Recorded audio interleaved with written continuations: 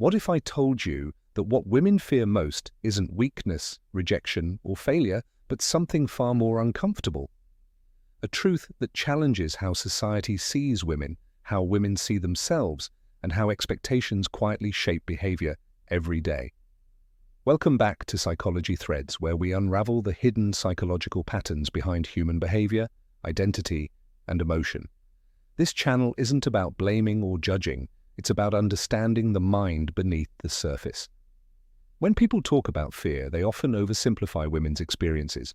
They say women fear being alone, being judged, or being unsafe. While those fears can exist, psychology points to something deeper and more universal: the fear of being fully seen and not accepted for who they truly are. From an early age, many women are subtly taught that love, approval, and safety are conditional.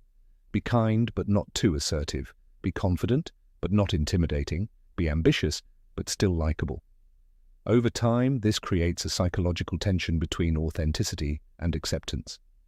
This leads to what psychologists call self-monitoring behavior, constantly adjusting words, emotions, and actions based on how others might react. It's not manipulation, it's adaptation.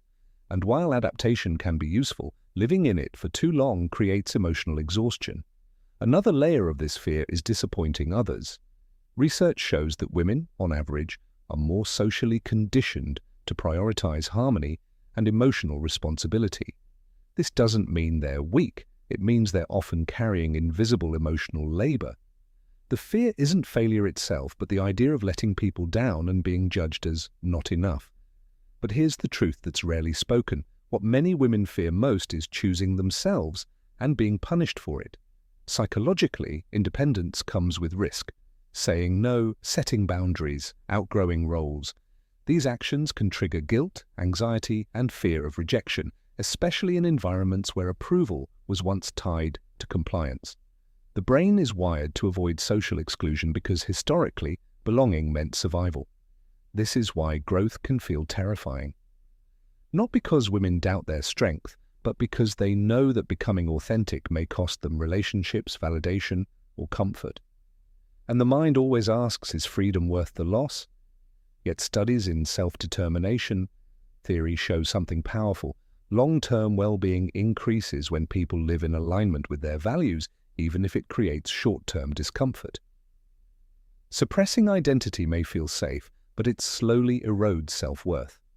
The real shift happens when fear is reinterpreted, when fear stops being a warning sign and becomes a signal of growth.